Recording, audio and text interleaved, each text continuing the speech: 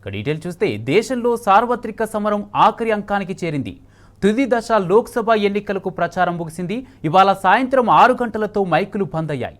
ఎల్లుండి 8 రాష్ట్రాల్లోని 57 లోక్సభ స్థానాలకు తుది దశ పోలింగ్ జరగనుంది. దేశంలోని 543 లోక్సభ సీట్లకు మొత్తం 7 దశల్లో ఎన్నికలు నిర్వహిస్తున్నారు. ఏప్రిల్ 19న మొదటి దశ పోలింగ్ జరిగింది. ఇక జూన్ 4న లోక్సభ స్థానాలతో పాటు ఏపీ, ఒడిశా అసెంబ్లీ ఎన్నికల ఫలితాలు వెలువడనున్నాయి.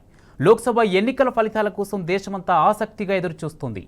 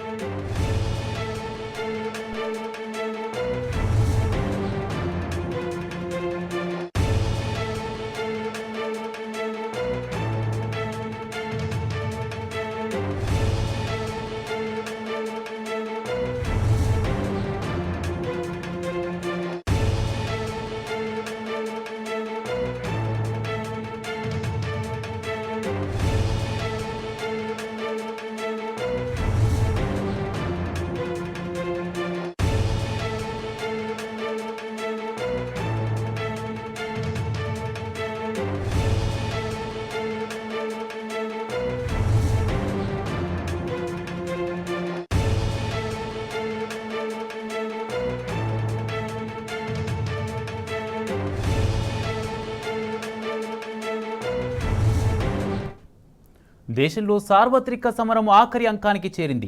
తుది దశ లోక్సభ ఎన్నికలకు ప్రచారం ముగిసింది. ఇవాళ సాయంత్రం 6 గంటలతో మైకులు బంద్ అయ్యాయి. ఇదే అంశానికి సంబంధించి పూర్తి అప్డేట్స్ మా ప్రతినిధి లివిల్ అందిస్తారు. లివిల్ కుమార్ 2024 సార్వత్రిక ఎన్నికలకు సంబంధించి ప్రచార పర్వ ముగిసిందని చెప్పుకోవచ్చు. 7 దశలుగా పోలింగ్ చేయాలని చెప్పేసి ఈసీ భావించిన నేపథ్యంలో 6 దశల పోలింగ్ ఇప్పటికే ముగిసింది. 7వ దశ జూన్ 1వ తేదీన ఉదయం 7 గంటలకు ప్రారంభం కానుంది. 6 గంటల వరకు కూడా పోలింగ్ కొనసాగనుంది. ఈ నేపథ్యంలో ఏప్రిల్ 19న ప్రారంభమైన 2024 సార్వత్రిక ఎన్నికల మొదటి దశ ఇవాళతో తుది దశ కూడా చివరంకాన్ని చేరుకుందని చెప్పుకోవచ్చు.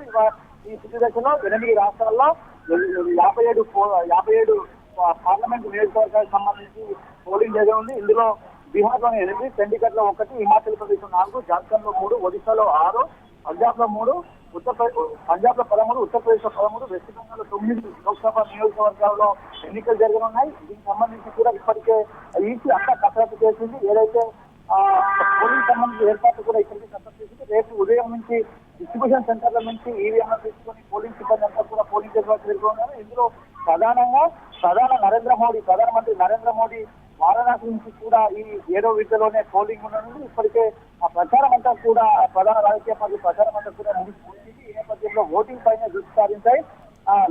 చివరి 6 దశలు ఏ విధంగా అయితే పారదర్శకంగా ఎన్నికల నిర్వహణ చేసినారో ఈ చివరి దశ కూడా అదే విధంగా ఎన్నికల నిర్వహణ జరిపేందుకు అన్ని ఏర్పాట్లు పూర్తి చేశారు. అయితే ప్రత్యేకంగా ఇక్కడ ఆ ప్రధాని నరేంద్ర మోడీ వారణాసితో పోటీ చేయడంతో పాటుగా ఏదైతే వెస్ట్ బెంగాల్ సంబంధించి ఆ సందేశాలు ఉందో ఆ సందేశాలు ఘటనకు సంబంధించి అక్కడ కూడా సుబ్రీం పర్గనాస్ జిల్లాకు సంబంధించి అక్కడ కూడా ఈ 7వ దశలోనే పోలింగ్ ఉంది. అక్కడ కూడా ప్రత్యేక నిఘా ఏర్పాటు చేసింది. ఇప్పటికే సమస్యాత్మక ప్రాంతాలను గుర్తించింది. అక్కడ మరింత దాడులు జరిగే నేపథ్యంలో ప్రత్యేక కేంద్ర బలగాలను మోహరించింది. కేంద్ర బలగాలతో పాటు ప్రతి ఏరియాలో కూడా సీసీ కెమెరా సర్వేలెన్స్ ఇప్పటికే ఏర్పాటు చేసింది.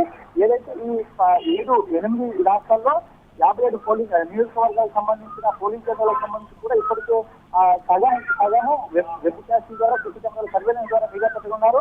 ఇదంతా కూడా ఎల్లుండి సాయంత్రం 6 గంటల వరకు కూడా పోలింగ్ కొనసాగనుంది. ఏదైతే ఈ పోలింగ్ కొనసాగిన అనంతరం అన్నింటినీ కూడా సాంఘంగా భద్రపరుస్తున్నారు.